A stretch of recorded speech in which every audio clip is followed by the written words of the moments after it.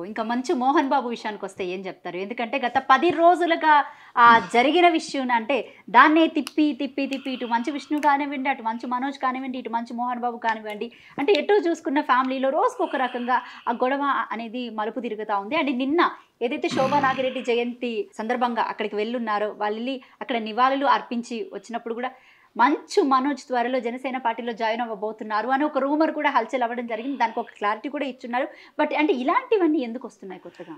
ఆయన పార్టీలో జాయిన్ అవుతాడు అవ్వడానికి ఆయన ఇష్టం, ఆయన హక్కు, అమ్మమ్మని గారి హక్కు. ఎందుకంటే అఖిలప్రియ గారు ఆల్రెడీ టీడీపీలో ఉన్నారు. వాళ్ళ పార్టీలో వ్యతిరేకంగా వాళ్ళ పార్టీలో ఏ పార్టీ జాయిన్ అవ్వాలి, ఏ పార్టీలో ఉండాలి అనేది వాళ్ళ ఇష్టం. మనం ఎవరు సమాధానం చెప్పాల్సిన అవసరం లేదు. నెంబర్ 1. నెంబర్ 2, ఫ్యామిలీ గొడవలు అంటారా, అది తండ్రి కొడుకుల గొడవ. ఇది రోడ్డు మీదకి వచ్చింది కాబట్టి, పబ్లిక్ వచ్చింది కాబట్టి మీరు అడుగుతున్నారు, నేను చెప్తున్నాను. కానీ యాక్చువల్గా అది ఒక తండ్రి కొడుకులు మన ఇంట్లో, మా కుటుంబంలో, మీ కుటుంబం, అన్ని కుటుంబాల్లో ఉన్న గొడవే, సాధారణమైన గొడవ. అది కొడుకు మీడియాకి వచ్చి చెప్పారు కాబట్టి ఈ రోజు అందుకే నేను అదిగా చెప్తాను. పబ్లిక్ వచ్చారు కాబట్టి దానికి సమానం చెప్తున్నప్పుడు తండ్రి ఆస్తి అంటే ఇది కొంచెం వచ్చి రూమర్గా ఉంది కాబట్టి నేను చెప్తున్నా. తండ్రి ఆస్తి ఎవరికి ఇవ్వాలి, తాతల ఆస్తి అయితే మనం పలానా వాళ్ళకి వస్తుంది. తండ్రి ఆస్తి ఎవరికి ఇవ్వాలి, ఎవరికి ఇవ్వకూడదు, ఏమి ఇవ్వాలి అనేది తండ్రి ఇష్టం. It's number 1. నెంబర్ 2, ముగ్గురు పిల్లలకి, ఆయన ముగ్గురు పిల్లలు ముగ్గురు సమానమే.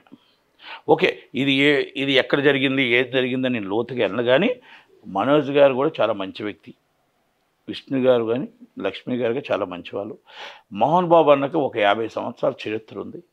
మోహన్ బాబు గారు ఈ సినిమాలో ఇండస్ట్రీలో ఒక రారాజుగా, ఆయన రావటానికి ఒక విలన్, విచక్షణ నటుడుగా, విలన్గా, హీరోగా, ఒక నిర్మాతగా ఎన్నో పాత్రలు పోషించి ఈరోజు ఈ స్టేజ్కి రావడానికి ఒక మెంబర్ ఆఫ్ పార్లమెంటుగా, ఒక విద్యావేత్తగా ఆయనకు ఒక మంచి పేరు. రేపు రాబోయే ఇంకో 15 రోజులు ఒప్పు పడితే 50 సంవత్సరాలు పూర్తి, సినిమా ఇండస్ట్రీకి 50 సంవత్సరాలు పూర్తి చేసుకుంటుంది. ఆయన సినిమా రంగప్రవేశం చేసి, దాసనారాయణరావు గారి ద్వారా రంగప్రవేశం చేసి 50 సంవత్సరాలు పూర్తి చేసుకుంటుంది. ఆ 50 సంవత్సరాలు కార్యక్రమం ఘనంగా చేయాలని సినిమా ఇండస్ట్రీ అంతా కోరుకున్న సమయంలో ఒక దురదృష్టం సాతు ఈ పరిణామాలు వచ్చాయి. ఈ పరిణామాల్లో మనోజ్ గారు బయటకు వచ్చారు. మనోజ్ గారు బయటకు చెప్పడం, పాపం ఆయన వచ్చి ఆవేశాల్లో ఒక జర్నలిస్ట్ మీద దాడి జరగడం, మళ్ళీ ఆ జర్నలిస్ట్కి మనోజ్ గారు క్షమాపణ చెప్పారు, ఆయన క్షమాపణ చెప్పాడు, జర్నలిస్ట్ సమాజానికి క్షమాపణ చెప్పాడు. ఓకే, చట్టం కంపల్సరీ, చట్టం తన పని తాను చేసిపోతుంది కాబట్టి ఒక కేసు రిజిస్టర్ చేశారు.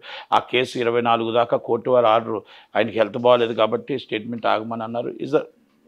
రొటీన్ ఈజ్ ఆల్రెడీ చట్టం తన పని తాను చేసిపోద్ది. అయితే అన్నిటిలోని నేను ఏమంటున్నానంటే, వాళ్ళ కుటుంబంలో గొడవ తాత్కాలికంగా ఆయన సెటిల్ చేసుకోగల ధైర్యం ఆయనకుంది. ఇంకో పెద్ద మనిషి అవసరం లేదు. త్వరలోనే అన్నీ సర్దుమణిగి ఇది ఆస్తి తగాదాలు కాదు. ఆయనకి ఒక పిల్లలకి చిన్న ఘర్షణ, ఆ ఘర్షణ త్వరలోనే సార్ట్ అవుట్ అయ్యి, మీకు మనోజ్ గారు కూడా చెప్పారు, నా తండ్రి దేవుడు లాంటి వాడు, సార్ట్ అవుట్. అలాగే ఆయన కూడా బిడ్డలంటే ఎంత ప్రాణం అందరికీ తెలుసు. ఒక ఇష్యూ జరిగింది, ఆ ఇష్యూలో సార్ట్ అవుట్ చేయగలుగుతాడైనా చేసి ఈ ప్రాబ్లమ్ సాల్వ్ అవుద్దని ఉద్దేశంతో